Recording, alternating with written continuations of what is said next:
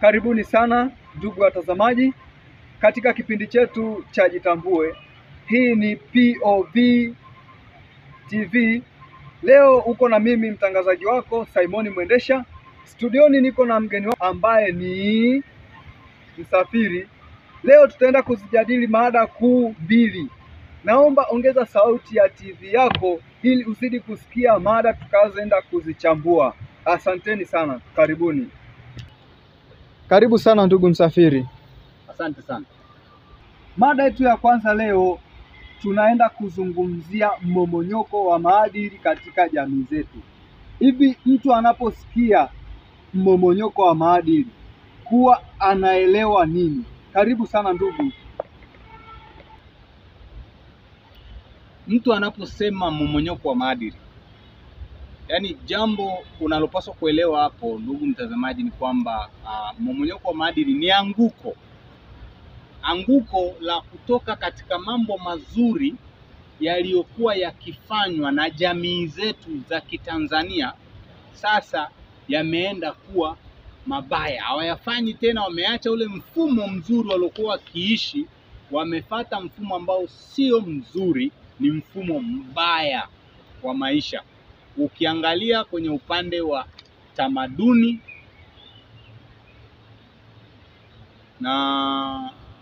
tamaduni pamoja na mila zetu za Kitanzania. Kwa hiyo huko ndiko hiyo ndio maana halisi ya mmomonyoko wa maadili. Asante sana ndugu Msafiri kwa majibu yako mazuri. Mimi nilikuwa na swali la kuuliza, nataka unidadavulie vizuri. Ni nini hasa chanzo cha mmomonyoko wa maadili katika jamii zetu? Vyanzo viko vingi, sio chanzo kimoja. Ndio. Na ukweli ni kwamba kila mmoja anachangia mmomonyoko wa maadili katika nchi yetu. Kwanza kabisa kikubwa, malezi. Wazazi wanachangia kwa asilimia kubwa sana katika mmomonyoko wa maadili katika jamii zetu na ya hususan za Kitanzania. Nikizungumzia hapo swala la wazazi, unakuta mtoto wa sasa hivi halelewi na mzazi. Mtoto wa sasa hivi analelewa na mfanyakazi wa ndani pamoja na mtu na teknolojia, TV, simu ndio vinavyowalea watoto. Wazazi wako busy kabisa kutafuta maisha. Hicho ni chanzo kimoja cha mmomonyoko wa maadili katika jamii zetu. Lakini chanzo cha pili, ukiachana na wazazi pamoja na wafanyakazi, lakini teknolojia imekuwa, hakuna udhibiti katika teknolojia. Mtu anapoingia mtandaoni anaona kila kitu anachotaka kuona na anaweza kufungua chochote anachotaka kufungua.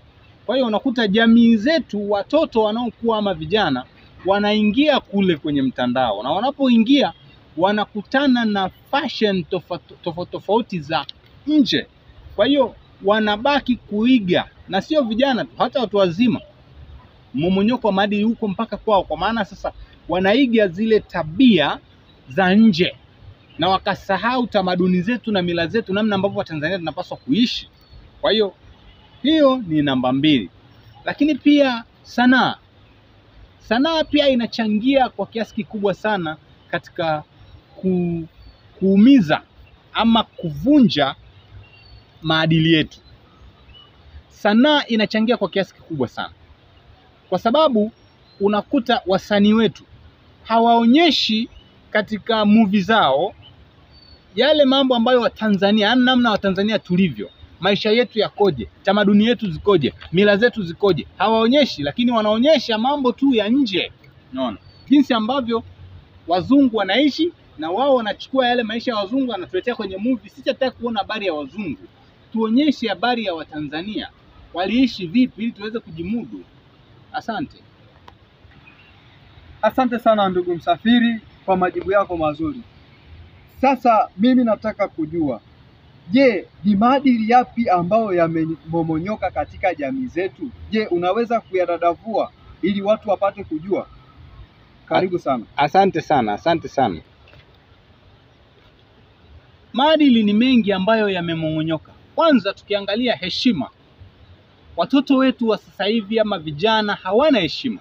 Ndio maana leo unaweza ukakuta unaingia kwenye basi, unakuta binti amekaa au kijana wa kiume amekaa, mtu mzima amesimama, na ukimsemesha atakwambia amelipa nauli. Ukiendelea kumsemesha atakwambia kwani huyu aliyesimama wakati anapanda hakuona gari imejaa. Lakini anakujibu hivyo, anazungumza habari ya mtu mzima ambaye amesimama. Na kuna baadhi ya abiria wako kule watamsupport. Ndio jamii mahali yamevurugika, watamsupport. Hakuna heshima kabisa. Leo ni unakuta wazi kabisa, nenda mahospitalini, nenda hospitali, nenda kwenye huduma za jamii, sehemu ambazo zinatoa huduma za jamii. Utakapofika hayo maeneo utakuta wazee wako nyuma kwenye mstari, lakini vitoto vidogo na mabinti vijana wako mbele kule kwenye mstari. Hakuna anayejali habari ya heshima. Heshima imevurugika. Angalia, njoo kwenye mavazi. Leo watu wanatembea uchi wa mnyama, tofauti na sisi tulivyoumbwa, tofauti na sisi tamaduni zetu ambavyo zinatutaka tuwe sisi kama Watanzania. Leo vijana wanavaa milege, wanasuka nywele, wanavaa sketi, hawashtuki, wanavaa heleni, wanavaa vitu vingi. Unaona, hayo sio maadili ya Mtanzania, ni yameigwa kutoka nje. Laiti kama tungedumu kwenye utamaduni wetu. Kwa nini sisi tunataka kuiga vya nje? Kwa nini wale wa nje wasiige tamaduni zetu sisi ambazo tunazitoa sisi, ambazo tulizonazo? Kwa nini wasanii wasionyeshe tamaduni za Watanzania, wanaishi vipi, Watanzania wanavaa vipi, Watanzania wanaimba vipi, Watanzania wanaigiza vipi? Kwa nini wasanii wasionyeshe habari ya Watanzania, lakini wanatoa habari ya nje kuleta Tanzania watuonyeshe? Hayo yamechangia kwa kiasi kikubwa sana kuporomosha maadili ya Watanzania. Asante sana ndugu Msafiri. Okay. Sasa ndugu Msafiri, je, ni nini kifanyike ili kurudisha maadili yaliyopotea katika jamii zetu? Mambo ni mengi yanatakiwa kufanyika ili kuirudisha jamii yetu katika kuirudisha jamii yetu pale ilipokuwa. Yaani turudi kwenye mila zetu na tamaduni zetu, na tuache tamaduni za nje. Jambo la kwanza naanza kwenye swala zima la wazazi. Wazazi, kumbukeni kazi yenu ni kulea hao watoto. Msijifanye mko busy mnatafuta pesa. Hiyo pesa haina maana unapoitafuta kama yule unayemtafutia huyo mtoto maadili yake hayako sawa, maadili yake yamevurugika, si Mtanzania, amekuwa mtu wa nje. Unaona, haiko sawa. Tutenge muda na familia zetu. Tumeacha kutenga muda na familia zetu, na muda wote tumeipatia jukumu la utafutaji wa pesa tu. Hiyo sio sawa. Hilo ni moja. Wazazi, tengeni muda na familia zenu. Unapokuwa na familia yako utajua mwanangu sasa anatembea katika mwendo huu. Mwanangu ameanza kuvuta bangi, anatakiwa ni muonye asivute bangi. Mwanangu ameanza kukaa kwenye makundi ya ajabu, natakiwa ni muonye asikie. Sasa huwezi kuyajua hayo kama hautengi muda wa familia. Unaona? Wewe umeweka mambo yako kwenye nani tu? Kwenye mambo yako ya utafutaji wa pesa. Kitu cha pili ni lazima tuache kuiga mambo ambayo si ya kwetu. Mambo ya mtandaoni tuyaache mtandaoni. Mambo ya wazungu tuachie wazungu. Sisi tunayo ya kwetu. Kwa hiyo hilo ni jambo la pili. Lakini jambo la tatu, tumrudie Muumba wetu. Tunapomrudia Mungu, kuna maadili ambayo tunayo Watanzania yanatokana na vitabu vya Mungu. Na maanisha vitabu, Biblia, na maanisha Qur'an. Kuna maadili yako ndani ya Watanzania yanatokana na hivyo vitabu. Hususan uvaaji, namna ya uvaaji. Hakuna kitabu kitakatifu chochote kinachofundisha uvaaji mbovu. Hakuna. Vyote viko sahihi kwenye uvaaji, mavazi yanayostiri mwili. Hilo ni la tatu. Lakini la nne, tuache maisha ya kuiga. Tuache maisha ya kuiga. Tutembee kama Watanzania. Alafu mtoto wa mwenzio ni wako. Unapozungumzia maisha ya kuiga unamaanisha nini? Angalia, hizi fashion zote zinazokuja ni za watu wa nje, sio za kwetu. Turudi kwenye tamaduni zetu, tunapaswa kuvaaje? tuache kuiga. Watu wa nje wanatuletea fashion, mavazi. Sasa hivi leo mzazi ashtuki, amekaa na mtoto, kinguo kimekaa katikati ya mapaja, lakini mzazi ashtuki, anaona ni sawa tu, anaangalia TV na mtoto hapo. Hizo sio fashion za Watanzania, na wala huo sio utamaduni wa Watanzania. Hayo ni mambo kutoka nje, tunaiga. Kwa hiyo tuache kuiga, na wazazi wasisahau majukumu yao ya kuangalia familia. Wameacha kabisa, na yani familia haijapewa muda. Mzazi hana muda na familia, lakini ana muda mwingi wa kujifanya anatafuta pesa, yuko busy. Sasa unatafuta pesa ili umsaidie yule ambaye ameshapotea tayari. Yaani umempoteza, alafu unatafuta hiyo pesa ili uje umrudishe. Yeah. Yes, kingine ni sanaa. Wasanii waangaike kuonyesha tamaduni za Watanzania.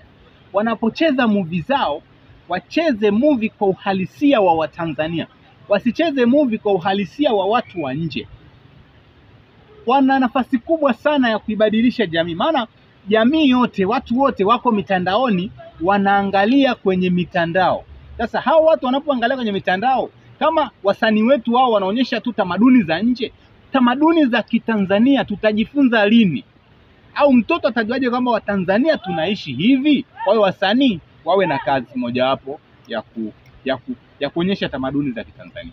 Asante sana ndugu mtazamaji wa POV TV, tumefikia tamati mwa kipindi chetu. Ndugu Msafiri amedadavua mmomonyoko wa maadili, na tumepata kuelewa nini ambacho chanzo cha mmomonyoko wa maadili, na pia tukaambiwa nini kifanyike ili kurudisha maadili katika jamii. Tamati ya kipindi hiki ndio mwanzo wa kipindi kingine kijacho. Leo studioni nilikuwa nami Simon Mwendesha. Mpaka juma lijalo utakuwa nami, na tutakuwa na watu wengine katika vipindi vingine. Juma lijalo kuna kipindi kizuri. Karibuni sana na asanteni sana kwa kututazama. Bye bye.